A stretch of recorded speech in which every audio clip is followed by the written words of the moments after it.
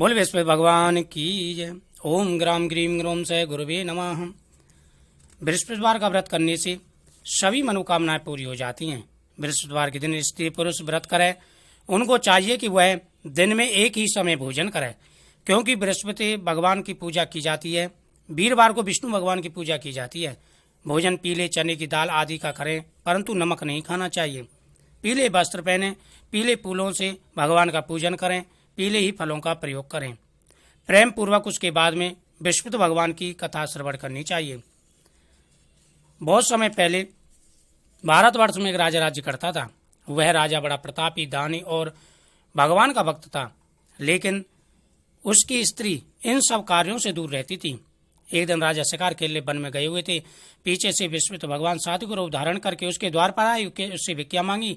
रानी कहने लगी कि महाराज, मैं ऐसे दान पुण्य से बड़ी तंग आ गई हूँ, कृपा करके कोई ऐसा उपाय बताइए जिससे मेरा सारा धन नष्ट हो जाए।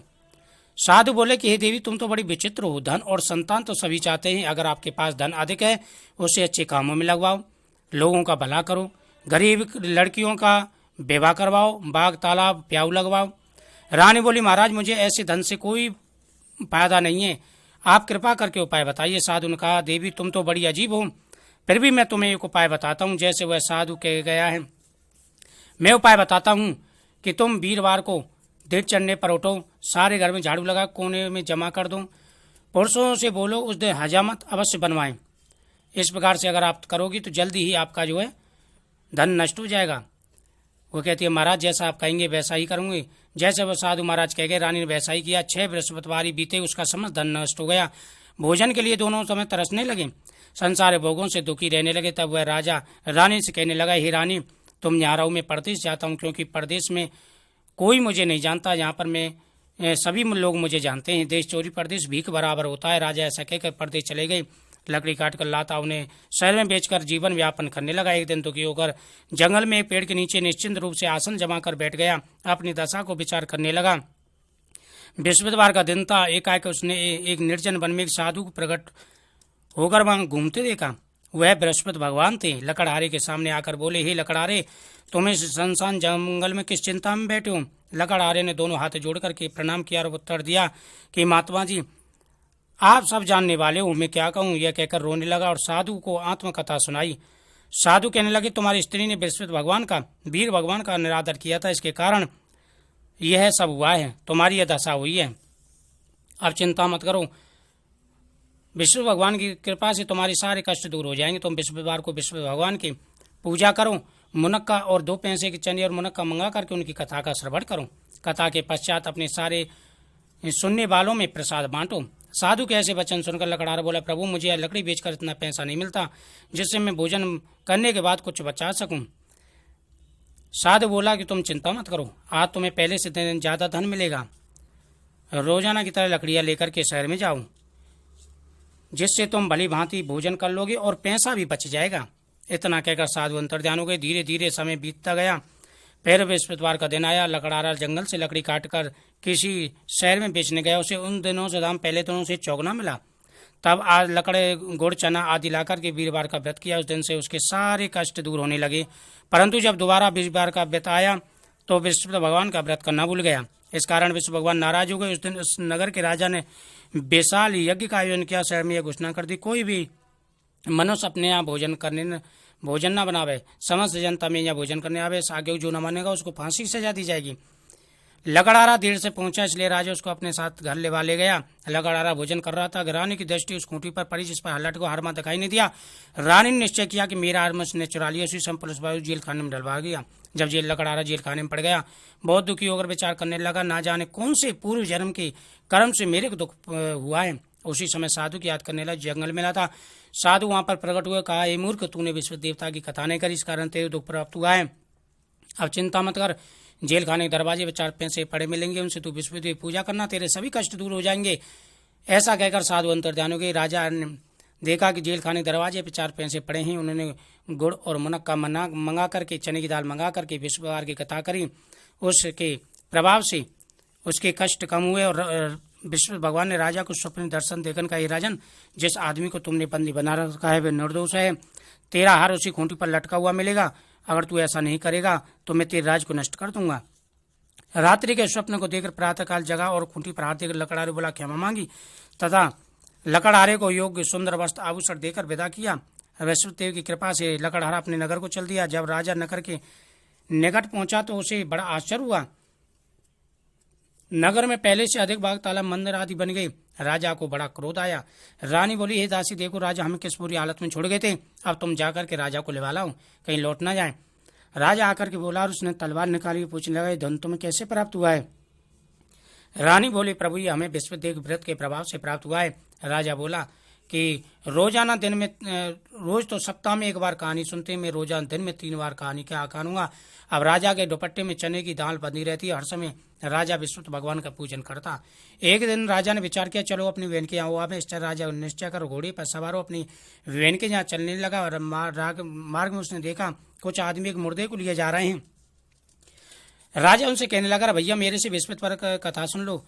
वे बोले, लो हमारा तो आदमी मर गया, इसको अपनी कथा की पड़ी है। परंतु कुछ आदमी बोले, अच्छा कहो हम तुम्हारी कथा सुनेंगे। राजा ने दाल निकाली, कथा कहने लगा। जब कथा आधी हुई मुर्दा हलने लगा, कथा पूरी होती राम राम कह के मुर्दा खड़ा हो गया। राजा आगे चल दिया। उसे आगे किसान खेत में हल चलाता मिला। राजा ने उसे बोला, अरे भैया तुम मेरी बृहस्पतिवार की कथा सुन लो। किसान बोला, जा अपनी कथा किसी और को सुनाना, मैं तेरी कथा सुनूंगा, इतनी देर में तो 4 हरिया जोत लूंगा। राजा वहां से हटा। राजा के हटते बैल पछाड़ खाकर गिर गए। किसान के पेट में जोर से दर्द होने लगा। उस समय उसकी माँ रोटी लेकर के आई। उसने सवाल पूछा और बेटे ने सवाल कह दिया। तब बुढ़िया दौड़ी दो घुड़सवारी पाई, उससे बोली, मैं तेरी कथा सुनूंगी, कथा मेरे खेत पर चलकर कहना। बुढ़िया ने खेत पर जाकर राजा ने कथा कही। बुढ़िया के खेत पर जाकर राजा ने जैसे ही कथा सुनाई, उसका बेटा ठीक हो गया और बैल भी खड़े हो गए। राजा अपने बहन के घर पहुंचा। बहन ने भाई की खूब मेहमानी की। दूसरे रोज प्रातः राजा जगा तो देखने लगा सब लोग भोजन कर रहे हैं। उसने अपनी बहन से कहा, हे बहन, कोई ऐसा मनुष्य है जिसने भोजन नहीं किया, मेरी बृहस्पतिवार कथा सुन ले। बहन बोली, भैया ये देश ऐसा ही है, पहले यहाँ लोग भोजन करते हैं, बाद में अन्नकार करते हैं। अगर कोई पड़ोस हो तो देखा हूँ। वह देखने चली गई, परंतु उसे कोई व्यक्ति नहीं मिला जिसने भोजन नहीं किया हो। वह कुमार के घर गई जिसका लड़का बीमार था। उसे मालूम हुआ उसके 3 रोज से किसी ने भोजन नहीं किया है। उसने जाकर के उससे कहा और कुमार तैयार हो गया। राजन जाकर उसकी बृहस्पतिवार की कथा कही, जिसको सुनकर उसका लड़का ठीक हो गया और राजा की प्रशंसा होने लगी। राजा ने अपनी बहन से कहा, हे बहन, हम अपने घर को जाएंगे, तुम ये तैयार हो जाओ। राजा की बहन ने कहा, मैं अपनी सास को पूछती हूँ। सास बोली, हाँ चले जाना, परंतु अपने लड़के को मत ले जाना क्योंकि तेरे भाई की कोई औलाद नहीं है। राजा बोला, जब राजा की बहन बोली, भैया मैं तो चलेंगी, कोई बालक नहीं जाएगा। राजा बोला, जब कोई बालक नहीं चलेगा तब तुम क्या करोगे? बड़े दुखी मन से राजा अपने नगर को लौट आया। राजा अपनी नारी से कहने लगा, अपनी पत्नी से कहने लगा, हे भद्रे, हमारा मुंह देखने का धर्म नहीं है क्योंकि हमारे संतान नहीं है। रानी बोली, प्रभु बृहस्पतिदेव ने हमें सब कुछ दिया तो हमें संतान अवश्य देंगे। उसी रात को राजा ने बृहस्पतिदेव ने राजा को स्वप्न कहा, राजन और सभी सुख इत्यादि थी रानी गर्भ से। राजा को यह बात सुन के बड़ी खुशी। 9वें महीने में उसकी रानी को सुंदर पुत्र पैदा हुआ था। राजा बोले, हे रानी, नारी बिना भोजन के कह रह सकती है, बिना कहीं नहीं रह सकती। जब मेरी बहन आवे तो मुझसे कुछ मत कहना। राजा की रानी ने सुन के हाँ कह दिया। जब राजा बहन ने सब समाचार सुना, बहुत खुशी बधाई लेकर आई। तब राजा की रानी बोली कि आप राजा के कहने से नहीं आई, यानी घोड़ा चढ़ी नहीं आई, गधा चढ़ी आई। राजा की बहन बोली, भाभी मैं इस प्रकार ना कहती तो मैं औलाद कैसे मिलती? बृहस्पति देव ऐसे ही है, जैसे जिसके मन में कामना हो सभी की पूर्ण करते हैं। जो सद्भावना पूर्वक विश्वास का व्रत करता है, कथा पढ़ता है, बृहस्पति देव उसकी सभी मनोकामना पूरी करते हैं। बोले बृहस्पति देव भगवान की जय। प्राचीन काल की बात है, एक ब्राह्मण था।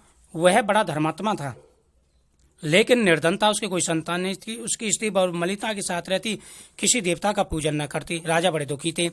भगवान की कृपा से कुछ समय बाद राजा की एक कन्या उत्पन्न हुई। वह कन्या वीरवार का व्रत करती और कथा करती।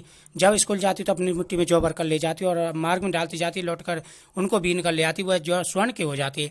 एक समय लड़की उन जौ को बीन करके साफ कर रही थी।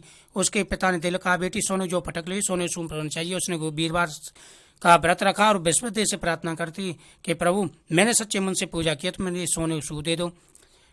गुरुवार को जब उसने व्रत रखा और वह विद्यालय जाने लगी, जब लौटकर आई थी तो उस रास्ते में सोने सूप मिला, उससे जौ साफ करने लगी।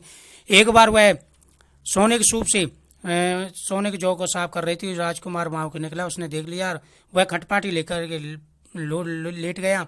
राजा को इस बात का पता लगा तो बोला, ही बेटा तुम्हें किस बात का कष्ट है? किसी ने अपमान किया हुआ तो कोई कारण उसको मैं वही कार्य करूंगा जिससे तुम प्रसन्न हो। राजकुमार बोला, मुझे किसी बात का दुख नहीं, परंतु ये लड़की के साथ विवाह करना चाहता हूँ। सोनू के सूप में सोन जो पटक साफ कर रही थी। राजा बोला, इस तरह की कन्या का पता तुम ही लगाओ, मैं इसके साथ तेरा विवाह कर दूंगा। राजकुमार ने उस लड़की घर का पता बतलाया।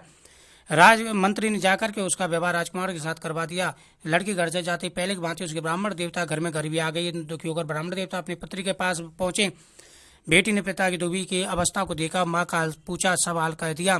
तब उसने कहा, हे पिताजी, आप माताजी को यहाँ ले लाओ, मैं उन्हें विधि बता दूंगी। लड़की के पिता अपनी पत्नी को लेकर के बेटी के यहाँ पहुंचे तो बेटी माँ को समझाने लगी, हे माँ, तुम प्रातःकाल उठकर विष्णु भगवान का पूजन कर, सब दरिद्रता दूर हो जाएगी। लेकिन उसकी माँ ने कुछ नहीं माना और उसके बच्चों की झूठन को खा लिया। पुत्री को बहुत गुस्सा है, उसको अपनी माँ को कोठरी में बंद कर दिया, उसको नहलाया धुलाया, बृहस्पति भगवान की कथा सुनाई। उसकी बृहस्पति भगवान की कृपा से उसकी बुद्धि ठीक हुई। फिर तो वह प्रत्येक बृहस्पतिवार को व्रत करने लगी। उसको पुत्र भी की प्राप्ति हुई, धन की प्राप्ति हुई और अंत में स्वर्गलोक को प्राप्त हुई। यह बृहस्पतिवार की कथा का महत्व था। जो लोग सच्चे मन से वीरवार की कथा सुनते हैं, पढ़ते हैं, उनकी सभी मनोकामनाएं पूरी हो जाती हैं। इसलिए प्रत्येक नियम पूर्वक बृहस्पतिवार की कथा का श्रवण जरूर करना चाहिए। जो लोग वीरवार की कथा का श्रवण करते हैं, उनके जीवन में कभी कोई परेशानी नहीं आती, जीवन के हर कष्ट दूर हो जाते हैं। इस प्रकार से कथा सुनने के बाद में बृहस्पति भगवान की आरती की जाती है। बृहस्पति भगवान की आरती जरूर करनी चाहिए।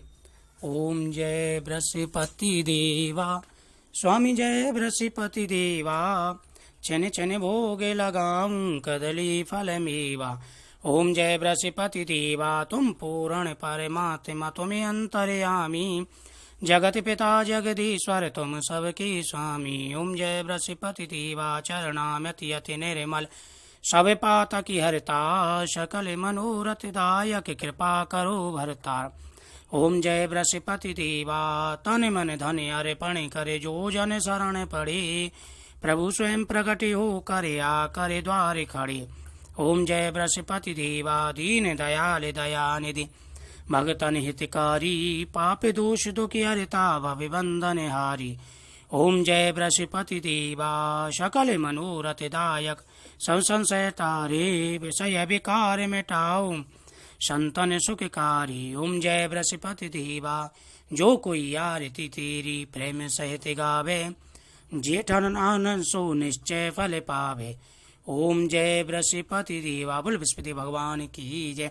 ओम ग्राम ग्रीम ग्रोम सय गुरुवे नमः।